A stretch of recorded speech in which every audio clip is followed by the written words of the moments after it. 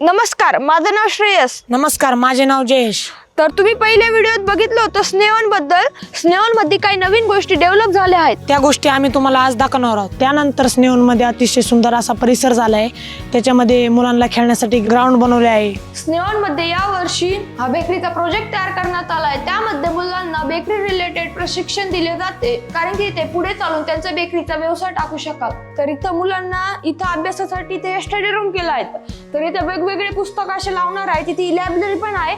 इथं मुलांसाठी इथं जे मुलांचे जे होमवर्क राहील, अभ्यास राहील, ते इथं मुलं करणार. तर इथं 200+ मुला मुलींच्या स्वयंपाकासाठी आणि स्टाफच्या स्वयंपाकासाठी इथं कॉमन किचन बनवणं चालू आहे. आणि इथे 150+ मुलांच्या जेवणासाठी डायनिंग एरियाचे काम चालू आहे. आणि इथे मुलींसाठी स्वतंत्र डायनिंग एरियाचे काम चालू आहे. तर जे बाहेर देशातून जे व्हॉलेंटियर येतात ते दीड महिन्यासाठी तर राहतात. त्यांच्यासाठी ते नवीन 4 गेस्ट रूम बनवणं चालू आहे. आणि त्यानंतर ही आहे आमची इंडस्ट्रियल 4.0 लॅब.